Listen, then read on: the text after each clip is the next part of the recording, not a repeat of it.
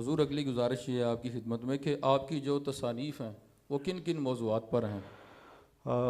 حضرت پیر سید ابوالکمال برقنشاہی قادری قدس سرہ العزیز، آپ کی تصانیف کچھ تو ہمارے پاس یہ سامنے پڑی ہوئی ہیں، مفتی صاحب نے بھی اس پر ایک اجمالی سی گفتگو فرمائی ہے۔ حضرت پیر صاحب کی جو کتابیں ہیں وہ تفسیر میں نظم بھی ہے، نظم کے اندر بھی تفسیر موجود ہے، اور اس کے کچھ حصے بعض کتابوں میں شائع بھی ہیں، جیسے بسم اللہ الرحمن الرحیم ہے، تو اس کی کئی صفحات پر مشتمل پیر صاحب کی تفسیر موجود ہے نظم کے اندر۔ اسی طرح بعض آیات کو پیر صاحب نے منتخب کر کے پھر ان کی تفسیر میں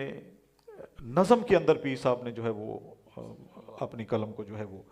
استعمال کیا ہے۔ اور پھر اس کے بعد پیر صاحب نے سورہ مزمل، سورہ بقرہ کی مکمل تفسیر تو نہیں میں نے دیکھی، لیکن اس کے کچھ حصے میں نے دیکھے ہیں۔ اور اس کے علاوہ پیر صاحب نے جو حدیث پہ بھی کام کیا ہے، یعنی تفسیر کے علاوہ بھی، اور دیگر جو موضوعات ہیں جیسے علوم ہیں، صرف ہے، نحو ہے، تو پیر صاحب نے ان پہ بھی کام کیا ہے۔ پیر صاحب طبیب تھے، آپ نے علم الادویہ اس پر بھی کام کیا ہے، اور پیر صاحب کا مسودہ اس پر موجود ہے۔ اور دیگر بھی پیر صاحب نے جو کام کیا ہے جس میں سلسلہ نشیہ کا کام شامل ہے، اس میں کئی 100 کتابیں آپ نے لکھی ہیں۔ آپ 4 زبانوں میں شاعر تھے، فارسی میں، اردو میں، پنجابی میں، سنسکرت میں بھی آپ کا کلام موجود ہے۔ اور وہ کلام بھی جو ہے اس میں بھی آپ نے تمام موضوعات کو لیا ہے، جس میں توحید ہے، جس میں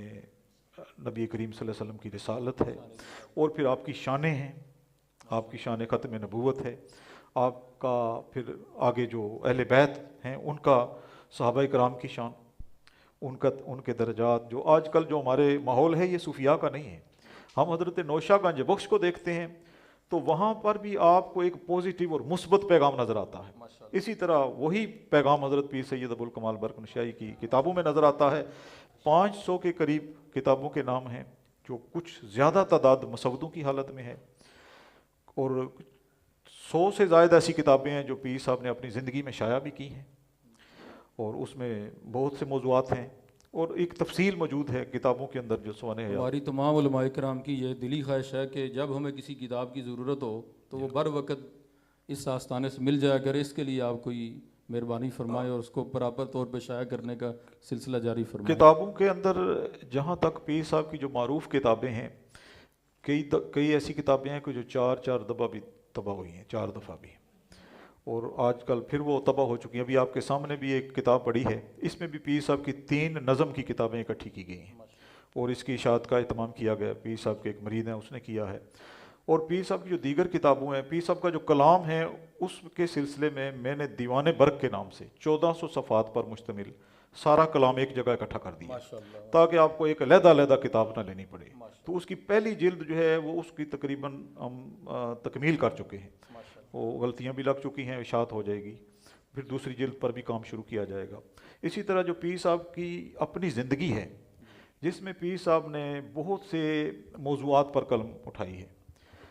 اس میں باغ فدق بھی ہے، اس میں اہل بیت کے مقامات بھی ہیں، اس میں صحابہ کی شان بھی ہے، اس میں پیر صاحب کے سفر بھی ہیں جس میں پیر صاحب کے مناظرے بھی شامل ہیں۔ تو پیر صاحب نے وہ ساری اپنی زندگی کو نقش حیات کے نام سے خود لکھا ہے، خود لکھا ہوا ہے، آپ کے اپنے الفاظ ہیں، اور وہ بھی کئی 100 صفحات ہیں۔ اس کی کمپوزنگ کا کام بھی مکمل ہو چکا ہے، اور پیر صاحب کے ایک خاص خلیفہ ہیں، انہوں نے اس کا کمپوزنگ کا کام کیا ہے، اس کو اکٹھا کیا ہے، اور اس میں کچھ ایسے مسودے بھی ہیں جو پہلے طبع نہیں ہوئے تھے، انہوں نے ان کو بھی اس میں چیپٹرز کی صورت میں شامل کیا ہے، اور ہم امید کرتے ہیں کہ وہ بھی اس سال میں نقش حیات نامی کتاب جو ہے، جو کئی 100 صفحات پر مشتمل ہوگی، وہ بھی سامنے آ جائے گی۔ قبلہ پیر صاحب نے اپنے مریدین متوسلین کی اصلاح کے لیے کوئی نصاب بھی ترتیب دی ہے؟ بالکل، پیر صاحب ایک تو جس طرح حضرت نوشہ گنج بخش اپنے مریدین کی باقاعدہ تربیت فرمایا کرتے تھے، اور آپ نے اس دور میں اپنے مریدین کی ایسی تربیت فرمائی کہ پھر انہیں جس خطے میں بھی بھیجا انہوں نے وہاں جا کر دین کا کام کیا۔ کابل میں ہم دیکھتے ہیں تو وہاں بھی خواجہ فضیل بھائی ہیں جو حضرت نوشہ گنج بخش کے مرید اور خلیفہ ہیں، اور ان کی باقاعدہ تربیت کی، ان کو کابل میں بھیجا۔ پنجاب آپ کے سامنے ہیں، یہاں پر حضرت پاک رحمان ہیں، یہاں پر حضرت پیر سچیار ہیں، اسی طرح عبداللہ چومکھی کشمیر میں ہیں، حضرت شیخ نور محمد عاشق انڈیا میں ہیں، یعنی حضرت نوشا گنج بخش نے اس سطح پر کام کیا۔ اسی طرح پیر صاحب نے بھی اپنے مریدین میں سے بعض کی تربیت کی، باقاعدہ ان کو مجاہدات کی صورت میں ان کی تربیت کی، ان کو وظائف عطا فرمائے، اور پھر ایک نصاب جو آپ نے سوال کیا، 2 کتابیں اس پر موجود ہیں پیر صاحب کی، اور دونوں طبع ہو چکی ہیں۔ ایک کتاب کا نام ہے حقائق المعارف، جو حضرت پیر صاحب کے ایک ایسے خلیفہ کے جو معروف ہیں، حضرت علامہ حافظ پیر محمد انور نشائی، جن کا مزار دولت نگر میں ہے، ان کے سوالات ہیں تصوف کے موضوعات پر، اور تربیت کے حوالے سے، عقائد کے حوالے سے، اسباق کے حوالے سے، اور حضرت قبلہ پیر صاحب کے جوابات ہیں۔ کتاب کا نام ہے حقائق المعارف، موجود ہے ہمارے پاس، وہ مل سکتی ہے، اگرچہ تعداد کم ہے، اس کی دوبارہ اشاعت بھی کی جا سکتی ہے۔ دوسری کتاب ہے جو اس کی جو ترتیب ہے،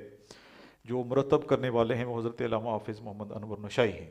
اس کا نام ہے سبیل المرتدین۔ وہ کتاب بھی طبع ہو چکی ہے، اس میں بھی پیر صاحب نے عقائد اور پھر آگے جو تربیت کے لیے ایک پورا نظام دیا ہے کہ شیخ کو کیسا ہونا چاہیے، مرید کو کیسا ہونا چاہیے، پھر وہ یہ سلسلہ کیسا ہونا چاہیے، اور تربیت کیسے کرنی چاہیے۔ ایک تیسری کتاب جو تصوف کے حوالے سے خاص ہے، وہ مشاہدات پر مشتمل ہے، وہ طبع نہیں ہوئی، لیکن اس کا مسودہ جو ہے وہ بھی محفوظ ہے، اور نقش حیات میں اس کا کچھ حصہ جو ہے اس کی اشاعت ہو رہی ہے۔ اور غالباً یہ جو کتاب آپ کے سامنے نئی آئی ہے، اس میں بھی کچھ مشاہدے شامل کیے گئے ہیں۔ پیر صاحب نے اس میں سائیں سردار کے مشاہدات، اس موضوع پر ایک ضخیم کتاب مسودہ موجود ہے، وہ بھی تربیت کے لیے، جو مریدین کے لیے میں سمجھتا ہوں کہ ایک بڑی نادر چیز ہے۔